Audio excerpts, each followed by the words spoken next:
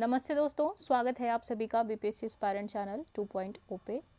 और आज के इस वीडियो में हम लोग कवर करेंगे 6th क्लास की एनसीईआरटी और उसके चैप्टर 1 को। ठीक है, तो चैप्टर नंबर 1 जो है उसका शीर्षक है क्या, कब, कहाँ और कैसे। ठीक है, तो ये पुस्तिका जो है वो मेनली कक्षा 6 के बच्चों के लिए बनाई गई है, तो उसी तरह से इसे डिज़ाइन किया गया है, या फिर कहें तो इसके शब्दों को उसी तरह से चयनित किया गया है। ठीक है, तो अब हम लोग देखते हैं कि यहाँ पे प्रारंभ कैसे हो रहा है। तो यहाँ पे एक है कि एक बच्ची का जिक्र किया हुआ है, एक विद्यार्थी, एक छात्रा का जिक्र है कि राशिदा जो कक्षा 6ठी में पढ़ती है, उसका ये सवाल है कि 100 साल पहले अचानक से उसकी निगाह कहाँ जाती है। एक अखबार पढ़ रही होती है, उसमें वो लिखा होता है कि 100 साल पहले, तो वो सोचने लग जाती है। अब ये बच्चों के लिए डिज़ाइन किया गया है, तो बच्चों की तरह ही यहाँ पे चीज़ें दी हुई हैं। अब हम लोग देखते हैं, लाइन बाय लाइन तो नहीं पढ़ेंगे हम लोग इसको, लेकिन जो इम्पोर्टेंट चीज़ें होंगी उसको हम लोग नोट करेंगे। ठीक है, और इस चैप्टर को कंप्लीट करने के बाद आप सभी के साथ मैं जो इसका नोट्स होगा उसको भी शेयर करूँगी, और उसके साथ साथ MCQ भी शेयर करूँगी आप सभी के साथ। ठीक है, यानी 3 चीज़ें हमारी NCERT से रिलेटेड साथ में चलेंगी। क्या क्या वो 3 चीज़ें होंगी? तो वो 3 चीज़ें होंगी कि पहले हम लोग अध्याय का अध्ययन करेंगे, जो चैप्टर है NCERT का उसको पढ़ेंगे। ठीक है, पहला चीज़ होगा कि हम लोग चैप्टर पढ़ेंगे। ठीक है, दूसरा चीज़ होगा कि हम लोग नोट्स को भी देखेंगे, और तीसरा होगा कि MCQ जो होगा इससे रिलेटेड हम लोग उसे भी सॉल्व करेंगे। तो नोट्स और MCQ का अलग से वीडियो आएगा और चैप्टर हम लोग अलग से देखेंगे। और चूंकि ये पहला वीडियो है NCERT से रिलेटेड, इसीलिए थोड़ा सा इंट्रोडक्शन ज़रूरी था कि क्या क्या चीज़ें कवर होंगी आगे। तो चलिए हम लोग सीधे अब वीडियो को प्रारंभ करते हैं। तो इसमें है कि कैसे पता लगाएं, यह जानने के लिए कि कल क्या हुआ था।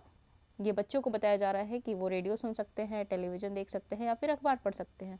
साथ ही यह जानने के लिए कि पिछले साल क्या हुआ था। तुम किसी ऐसे व्यक्ति से बात कर सकते हो जिसे उस समय की स्मृति हो, लेकिन बहुत पहले क्या हुआ था यह कैसे जाना जा सकता है। तो ये बच्चों के मन में जिज्ञासा जगाई जा रही है। तो हम जान क्या सकते हैं आखिर कि अतीत में क्या हुआ था, अतीत के बारे में हम क्या क्या चीज़ें जान सकते हैं। तो यह है कि बहुत कुछ जाना जा सकता है अतीत के बारे में, जैसे लोग क्या खाते थे, कैसे कपड़े पहनते थे, ठीक है, और किस तरह के घरों में रहते थे। और हम आखेटकों अर्थात शिकारियों, पशुपालकों, कृषकों, शासकों, व्यापारियों, पुरोहितों, शिल्पकारों, कलाकारों, संगीतकारों या फिर वैज्ञानिकों के जीवन के बारे में भी जानकारियाँ हासिल कर सकते हैं। अगर सार में हम लोग बोले, समरी में, तो हम उस समय की सामाजिक स्थिति को भी जान सकते हैं कि उस समाज में किस किस प्रकार के वर्ग थे, कौन कौन से वर्ग विद्यमान थे, या फिर उस समाज की बनावट कैसी थी, उस समय का व्यवसाय कैसा था। ठीक है, आगे है, यही नहीं, हम पता भी कर सकते हैं कि उस समय बच्चे कौन से खेल खेलते थे। चूँकि ये बच्चों से संबंधित पुस्तिका है, बच्चों से रिलेटेड ये किताब है, तो इसीलिए खेल का भी जिक्र किया हुआ है। ठीक है, कौन सी कहानियाँ सुना करते थे उस समय के लोग, कौन से नाटक देखा करते थे, या फिर कौन से गीत गाते थे। अब यहाँ पे बताया जा रहा है कि लोग कहाँ रहते थे। ठीक है, प्रश्नों के माध्यम से उत्तर देने की या फिर बताने की कोशिश की जा रही है यहाँ पे। और चैप्टर का चूँकि नाम ही है क्या, कब, कहाँ और कैसे, तो इसीलिए ये सारी चीज़ें चल रही हैं। यहाँ है कि मानचित्र 1 जो कि पृष्ठ 2 में दिया गया, अभी हम लोग नीचे देखेंगे, में नर्मदा नदी का पता लगाना है। तो ये काम आपको भी करना है। और कई लाख वर्ष पहले से लोग इस नदी के तट पर रह रहे हैं। यहाँ रहने वाले आरंभिक लोगों में से कुछ कुशल संग्राहक थे। ठीक है, संग्राहक थे जो आसपास के जंगलों की विशाल संपदा से परिचित थे। अपने भोजन के लिए वे जड़ों, फलों तथा जंगल के अन्य उत्पादों का यहीं से संग्रह किया करते थे, और वे जानवरों का आखेट अर्थात शिकार भी करते थे। अर्थात संग्राहक क्या करते थे, तो जंगलों से कुछ कंदमूल इकट्ठा करते थे भोजन के लिए। ठीक है, जंगल की जो संपदा थी, जो संसाधन थे, उस पर वो निर्भर थे अपने जीवन निर्वाह के लिए, साथ ही साथ जानवरों का शिकार भी किया करते थे। अब क्या है कि अब तुम उत्तर पश्चिम की सुलेमान और किरथर पहाड़ियों का पता लगाओ। पहले क्या बोला गया कि नर्मदा नदी का पता लगाना है, तो नर्मदा कहाँ पे है, यहाँ पे। ठीक है, ये रही नर्मदा नदी, और क्या बोला, तो उत्तर पश्चिम में सुलेमान। ठीक है, सुलेमान, और ये रहा किरथर। ठीक है, ये मानचित्र नंबर 1 है, मानचित्र संख्या 1 है, ये उप महाद्वीप का ये मानचित्र है। ठीक है, अब आगे देखते हैं। इसी क्षेत्र में कुछ ऐसे स्थान हैं जहां लगभग 8000 वर्ष पूर्व स्त्री पुरुषों ने सबसे पहले गेहूं तथा जौ जैसी फसलों को उपजाना प्रारंभ किया था। मोस्ट इम्पॉर्टेंट, इसको आपको नोट कर लेना है। ठीक है, सबसे पहले क्या उपजाना शुरू किया, तो गेहूं व जौ। उन्होंने भेड़ बकरी और गाय बैल जैसे पशुओं को पालतू बनाना शुरू किया। ये लोग गाँव में रहते थे। ठीक है, गाँव में रहते थे, और उत्तर पूर्व में गारो तथा मध्य भारत में विंध्य पहाड़ियों का पता लगाना है आप। तो उत्तर पूर्व में अगर हम लोग यहाँ देखें तो ये रही गारो पहाड़ियाँ, ठीक है, उसके ऊपर में ब्रह्मपुत्र नदी है, और मध्य भारत में क्या बोला है, विंध्य पहाड़ी।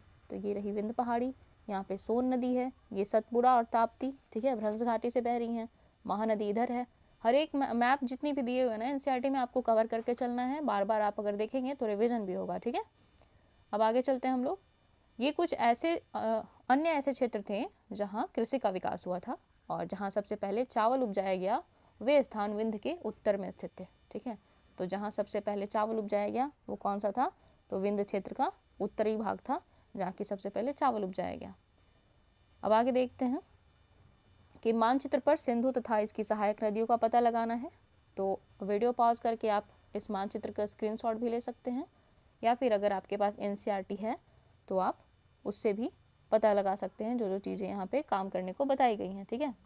ये चीज़ें थोड़ी बच्चों वाली लगेंगी, लेकिन इससे अभ्यास होता है और मानचित्र का कॉन्सेप्ट जो है वो भी सही होता है। अब यहाँ पे है सिंधु तथा इसकी सहायक नदियों का। अब चूंकि ये किताब बच्चों के लिए बनाई गई है, इसलिए यहाँ पे सहायक नदियों को डिफाइन किया गया है कि किसे कहते हैं सहायक नदियाँ।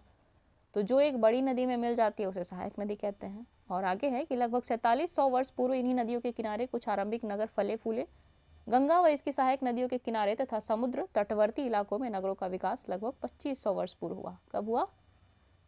गंगा व इसकी सहायक नदियों के किनारे तथा समुद्र तटवर्ती इलाकों में नगरों का विकास कब हुआ था? तो 2500 वर्ष पूर्व। ये आई थिंक 69 बीपीएससी या फिर 68 बीपीएससी में प्रीलिम्स में क्वेश्चन भी है, ठीक है। तो इसको मेंस इंपॉर्टेंट इसको कर लेना है, ठीक है। आगे है यहाँ पे कुछ दिया हुआ है मानचित्र से रिलेटेड कि मानचित्र 1 दक्षिण एशिया, आधुनिक भारत, पाकिस्तान, बांग्लादेश, नेपाल, भूटान और अफगानिस्तान, ईरान, चीन तथा म्यांमार आदि पड़ोसी देशों को दर्शाता है। और दक्षिण एशिया एक महाद्वीप से छोटा है, लेकिन विशालता तथा बाकी एशिया से समुद्रों, पहाड़ियों तथा पर्वतों से बटे होने के कारण इसे प्रायः उपमहाद्वीप कहा जाता है। अब आपके पास प्रीलिम्स में क्वेश्चन आ जाए कि उपमहाद्वीप कहने के क्या कारण है या फिर उपमहाद्वीप के क्या पैमाने हैं, तो उन चीज़ों में अगर इसे बोला जाए या फिर कहा जाएगा कि दक्षिण एशिया को उपमहाद्वीप क्यों कहा जाता है, कारण अगर नीचे दे दिया जाए और वाक्य में इसी चीज़ को रख दिया जाए, तो मुझे नहीं लगता कि एनसीईआरटी पढ़ने के बाद आपको वो सवाल का जवाब गलत करके आना चाहिए, ठीक है। क्योंकि एनसीईआरटी में साफ कहा गया है कि उपमहाद्वीप क्यों कहते हैं दक्षिण एशिया को, कि इसकी विशालता तथा बाकी एशिया से समुद्र, पहाड़ी तथा पर्वतों से बटे होने के कारण ही इसे क्या कहा जाता है, प्रायः उपमहाद्वीप कहा जाता है, ठीक है। तो इसको नोट कर लेना है। अगर आप साथ ही साथ पेन पेपर लेके बैठे हैं तो बहुत अच्छी बात है। आगे है गंगा तथा इसकी सहायक नदी सोन का पता लगाना है, जो कि ऊपर मैंने जिक्र कर दिया था। नेक्स्ट है कि गंगा के दक्षिण में इन नदियों के आसपास का क्षेत्र प्राचीन काल में मगध, वर्तमान बिहार में नाम से जाना जाता था, ठीक है।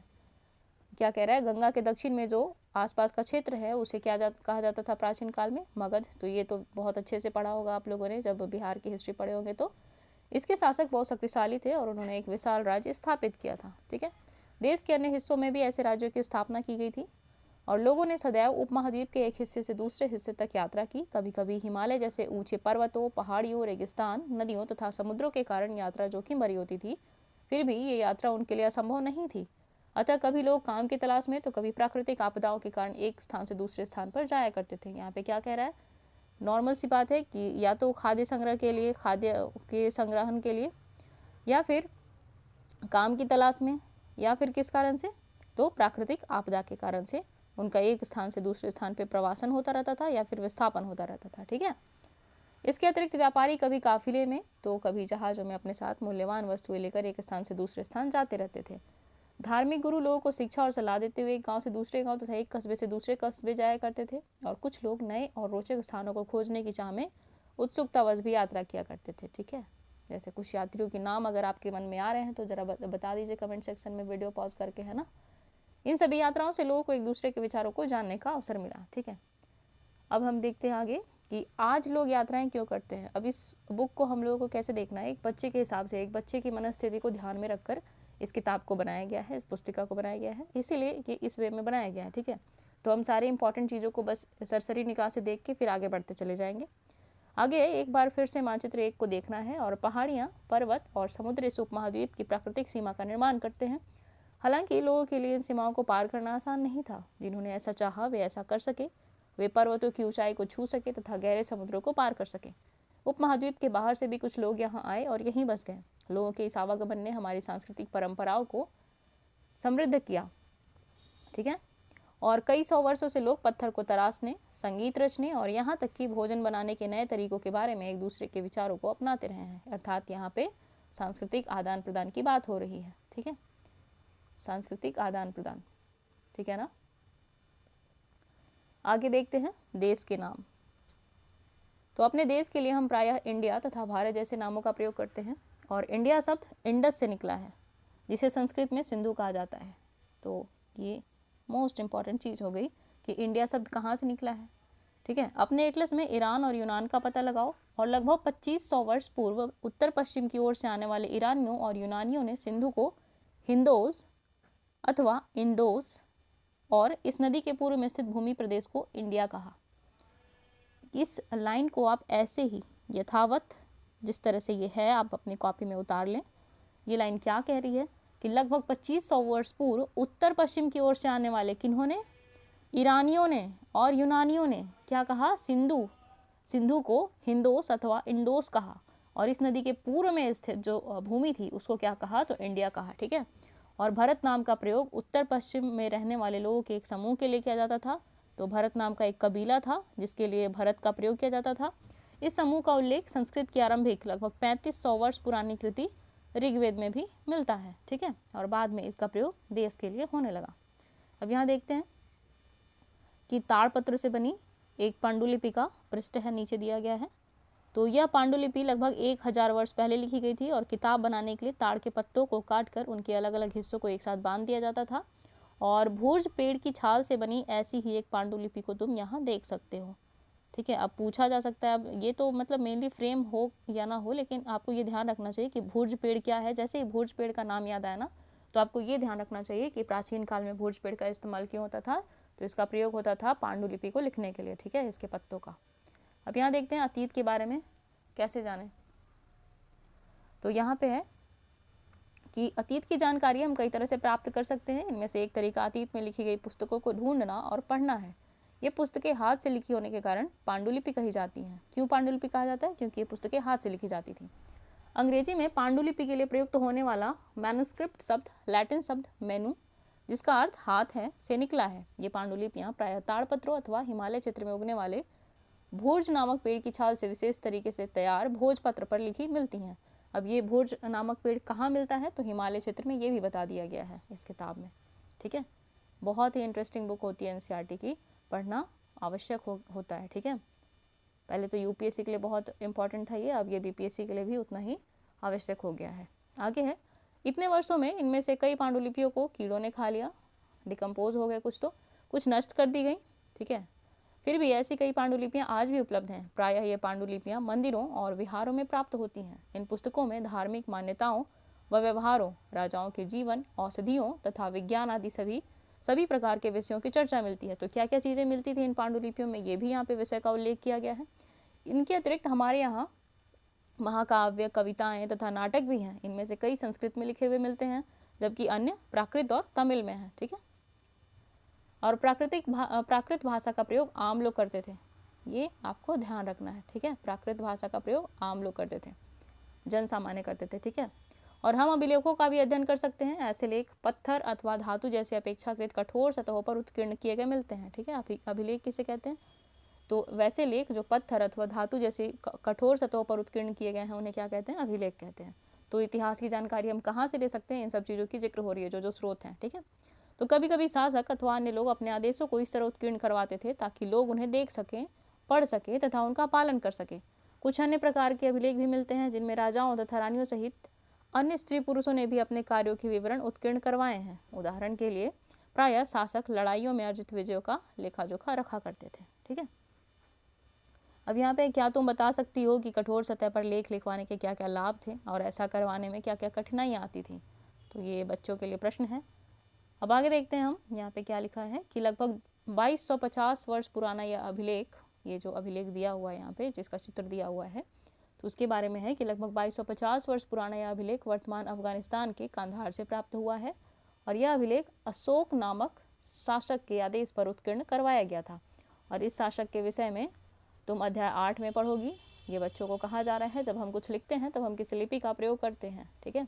और लिपियाँ अक्षरों अथवा संकेतों से बनी होती हैं, और जब हम कुछ बोलते और पढ़ते हैं तब हम एक भाषा का प्रयोग करते हैं। बच्चों के लिए कितने अच्छे से समझाई गई है ये बातें, ठीक है। यह अभिलेख इस क्षेत्र में प्रयुक्त होने वाली यूनानी तथा अरामाइक नामक 2 भिन्न लिपियों तथा भाषाओं में है, ठीक है, यूनानी व अरामाइक। आगे चलते हैं हम लोग कि इसके अतिरिक्त अन्य कई वस्तुएं अतीत में बनी और प्रयोग में लाई जाती थी। ऐसे वस्तुओं का अध्ययन करने वाला व्यक्ति पुरातत्वविद कहलाता है, ठीक है। और पुरातत्वविद किसे कहते हैं? तो पत्थर और ईंट से बनी इमारतों के अवशेषों पुरातत्वविद पत्थर और ईंट से बनी इमारतों के अवशेषों, चित्रों तथा मूर्तियों का अध्ययन करते हैं। वे औजारों, हथियारों, बर्तनों, आभूषणों और क्या है आगे देखते हैं, बर्तनों तथा सिक्कों की प्राप्ति के लिए छानबीन तथा खुदाई भी करते हैं। कौन? तो पुरातत्वविद। इनमें से कुछ वस्तुएं पत्थर, पक्की मिट्टी तथा कुछ धातु की बनी हो सकती है। ऐसे तत्व कठोर तथा जल्दी नष्ट न होने वाले होते हैं, ठीक है। तो अब ऊपर देखते हैं हम लोग, कुछ चित्र दिए गए हैं। ऊपर के पृष्ठ के चित्र को तो हम लोगों ने देख लिया, अब यहाँ देखते हैं। तो ये है, ये क्या दिख रहा है आपको? एक पात्र है। इसके बारे में है कि बाएं में एक प्राचीन नगर से प्राप्त पात्र है और इस तरह के पात्रों का प्रयोग 4700 वर्ष पूर्व होता था। और दाएं में क्या है? तो एक पुराना चांदी का सिक्का है, ठीक है। और इस तरह के सिक्कों का प्रयोग लगभग 2500 वर्ष पूर्व होता था। और हमारे द्वारा आज प्रयोग में आने वाले सिक्कों से किस प्रकार भिन्न है, तो ये बताना है। तो ये बच्चों के लिए प्रश्न था, और देख के पता तो लग ही रहा है कि किस प्रकार से ये भिन्न है। आकार वगैरह या फिर जो इसके ढलाव हैं वो चीज़ें शार्प नहीं है जैसा कि आजकल होता है, ठीक है। अब देखते हैं, पुरातत्वविद जानवरों, चिड़ियों तथा मछलियों की हड्डियां भी ढूंढते हैं। इससे उन्हें यह जानने में भी मदद मिलती है कि अतीत में लोग क्या खाते थे, ठीक है। और वनस्पतियों के अवशेष बहुत मुश्किल से बच पाते हैं। यदि अन्न के दाने अथवा लकड़ी के टुकड़े जल जाते हैं तो वे जले हुए रूप में बचे रहते हैं। और यहाँ पे कि क्या पुरातत्वविदों को बहुधा कपड़ों के अवशेष मिलते होंगे, तो ये एक प्रश्न छोड़ दिया गया है यहाँ पे। आगे देखते हैं कि पांडुलिपियों, अभिलेखों तथा पुरातत्व से ज्ञात जानकारियों के लिए इतिहासकार प्रायः स्रोत शब्द का प्रयोग करते हैं, ठीक है। इतिहास जानने के लिए इन चीज़ों का जब इस्तेमाल होता है तो इन्हें स्रोत के रूप में मान्यता दी गई है कि पांडुलिपि, अभिलेख तथा पुरातत्व क्या है? इतिहास जानने के स्रोत हैं। इतिहासकार उन्हें कहते हैं जो अतीत का अध्ययन करते हैं, ठीक है। यहाँ पे बच्चों को समझाया गया कि इतिहासकार किसे कहते हैं, पांडुलिपि किसे कहते हैं, पुरातत्वविद किसे कहते हैं, ठीक है। स्रोत के प्राप्त होते ही अतीत के बारे में पढ़ना बहुत रोचक हो जाता है, क्योंकि इन स्रोतों की सहायता से हम धीरे धीरे अतीत का पुनर्निर्माण करते जाते हैं। अतः इतिहासकार तथा पुरातत्वविद उन जासूसों की तरह हैं जो इन सभी स्रोतों का प्रयोग सुराग के रूप में कर अतीत को जानने का प्रयास करते हैं, ठीक है।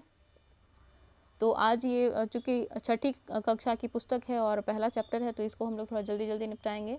और वैसे भी कुछ कुछ चीज़ें इंपॉर्टेंट है, जो चीज़ें इंपॉर्टेंट है उसको हम लोगों ने तो देख ही लिया है। मैंने तो वहाँ पे मार्क कर दिया था कि ये इंपॉर्टेंट है, आप नोट करते जाइए उसको अपने जो भी पेन और पेपर आप लेके बैठे हैं या फिर जो भी नोट्स लेके बैठे हैं आप उसमें, ठीक है। आगे है कि अतीत एक या अनेक।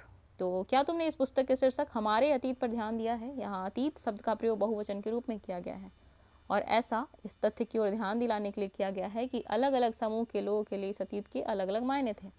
उदाहरण के लिए पशुपालकों अथवा कृषकों का जीवन राजाओं तथा रानियों के जीवन से तथा व्यापारियों का जीवन शिल्पकारों के जीवन से बहुत भिन्न था। ये बताने की बात है, मतलब बच्चों को समझाया जा रहा है। जैसा कि हम आज देखते हैं उस समय विदेश के अलग अलग हिस्सों में लोग अलग अलग व्यवहार और रीति रिवाजों का पालन करते थे। उदाहरण के लिए आज अंडमान द्वीप के अधिकांश लोग अपना भोजन मछलियाँ पकड़कर, शिकार करके तथा फल फूल के संग्रह द्वारा प्राप्त करते हैं। इसके विपरीत शहरों में क्या करते हैं लोग? तो लोग खाद्य आपूर्ति के लिए अन्य व्यक्तियों पर निर्भर रहते हैं, ठीक है। इस तरह के भेद अतीत में भी विद्यमान थे। इसके अतिरिक्त एक अन्य तरह का भेद है, उस समय शासक अपनी विजयों का लेखा जोखा रखते थे। यही कारण है कि हम उन शासकों तथा उनके द्वारा लड़ी जाने वाली लड़ाइयों के बारे में काफ़ी कुछ जानते हैं, जबकि शिकारी, मछुआरे, संग्राहक, कृषक अथवा पशुपालक जैसे आम आदमी प्रायः अपने कार्यों का लेखा जोखा नहीं रखते थे। तो लेखा जोखा कौन मात्र रखते थे? क्योंकि शासक ही लोग ही रखते थे, ठीक है। आगे पुरातत्व की सहायता से हमें उनके जीवन को जानने में मदद मिलती है, ठीक है। हालांकि अभी भी इनके बारे में बहुत कुछ जानना शेष है। अब तिथियों का मतलब क्या होता है? अगर कोई तुमसे तिथि के विषय के बारे में पूछे तो तुम शायद उस दिन की तारीख, माह, वर्ष जैसे कि 2000 या इसी तरह का कोई और वर्ष बताओगी। वर्ष की यह गणना ईसाई धर्म प्रवर्तक ईसा मसीह के जन्म की तिथि से की जाती है। अतः 2000 वर्ष कहने का तात्पर्य है कि ईसा मसीह के जन्म के 2000 वर्ष के बाद से है, ठीक है। ईसा मसीह के जन्म के 2000 के बाद से क्या है? 2000 वर्ष कहने का अर्थ। और ईसा मसीह के जन्म से पूर्व की सभी तिथियां ईसा पूर्व, ईसा से पहले कहलाती हैं, ठीक है। ईसा पूर्व कहलाती हैं। और इस पुस्तक में हम 2000 को अपना आरंभिक बिंदु मानते हुए वर्तमान से पूर्व की तिथियों का उल्लेख करेंगे। अब आगे है इतिहास और तिथियाँ। तो अंग्रेजी में BC, हिंदी में ईसा पूर्व का तात्पर्य बिफोर क्राइस्ट होता है, और यहाँ पे वही तिथि के बारे में जिक्र किया हुआ है। और AD की बात है कि कभी कभी तुम तिथियों से पहले AD हिंदी में ईस्वी लिखा पाती हो, यानी एनो डोमिनी नामक 2 लैटिन शब्दों से बना है। इसका तात्पर्य है ईसा मसीह के जन्म के वर्ष से, ठीक है। कभी कभी AD की जगह CE तथा BC की जगह BCE का प्रयोग होता है। CE अक्षरों का प्रयोग कॉमन एरा तथा BCE का प्रयोग किस लिए होता है? बिफोर कॉमन एरा के लिए होता है। हम इन शब्दों का प्रयोग इसलिए करते हैं क्योंकि विश्व के अधिकांश देशों में अब इस कैलेंडर का प्रयोग सामान्य हो गया है, और भारत में तिथियों के रूप में तिथियों के इस रूप का प्रयोग लगभग 200 वर्ष पूर्व आरंभ हुआ था। और कभी कभी अंग्रेजी के BP अक्षरों का प्रयोग होता है, जिसका तात्पर्य बिफोर प्रेजेंट यानी वर्तमान से पहले है। और यहाँ पे है कि पृष्ठ 3 पर 2 तिथियाँ हैं, उनका पता लगाना है, ठीक है। अब हम लोग ये देखते हैं, अन्यत्र की बात है, और ये तो अन्यत्र में कुछ कुछ चीज़ें दी हुई हैं, तो इसको छोड़ के आगे बढ़ते हैं हम लोग। तो ये लगता है कि मुझे कि ये चैप्टर अब समाप्ति की ओर है। हाँ, तो ये समाप्ति की ओर ही है। अब यहाँ पे कुछ क्वेश्चन है और कुछ चीज़ें मिलान करने के लिए हैं, ठीक है। अगर आप चाहें तो वीडियो पॉज करके इन चीज़ों का मिलान करके कर सकते हैं। और यहाँ पे कुछ महत्वपूर्ण तिथियाँ, तो कृषि का आरंभ 8000 वर्ष पूर्व हुआ था। सिंधु सभ्यता के प्रथम नगर कब बनाए गए थे? तो 4700 वर्ष पूर्व। और यहाँ है गंगा घाटी के नगर, मगध का बड़ा राज्य, इसका समय काल है 2500 वर्ष पूर्व, और वर्तमान तो लगभग 2000 वर्ष पूर्व, ठीक है। वर्तमान समय कब से प्रारंभ होता है? 2000 वर्ष पूर्व। और यहाँ पे कुछ प्रश्न हैं बच्चों के लिए, कक्षा 6 के जो बच्चे हैं उनके लिए प्रश्न दिए हुए हैं, ठीक है। तो ये था हमारा आज 6ठी क्लास की NCERT का पहला चैप्टर, ठीक है। क्या, कब, कहाँ, कैसे जो चैप्टर है हमारे अतीत भाग 1 का। तो उम्मीद है कि ये वीडियो आपको पसंद आया होगा, और NCERT की ये सीरीज़ ऐसे ही आपको मिलती रहेगी इस चैनल पे। और बाकी अगले वीडियो में हम लोग इसी चैप्टर के नोट्स को देखेंगे, ठीक है। इसी चैप्टर के नोट्स को देखेंगे। नोट्स के साथ साथ हम लोग MCQ को भी कवर करेंगे। अगर आपको ये चीज़ें चाहिए, अगर आपने इस चैप्टर का नोट्स बनाया है तो ठीक है, और अगर नोट्स नहीं बनाया है आपने तो मैं अगले वीडियो में कवर करूँगी। और अगर चाहिए तो आप एक बार कमेंट सेक्शन में बता दीजिएगा कि मुझे वो वीडियो आज ही अपलोड करना चाहिए या फिर नहीं। बाकी कल मैं कक्षा जो 6ठी है उसके 2nd और 3rd चैप्टर को कंप्लीट कराऊंगी। बाकी आज की इस वीडियो में इतना ही। उम्मीद है कि ये वीडियो आप सभी के लिए हेल्पफुल होगा, और मिलती हूँ आप सभी से अगले वीडियो में नए चैप्टर नए टॉपिक के साथ। तब तक के लिए ख्याल रखें और पढ़ते रहें। धन्यवाद।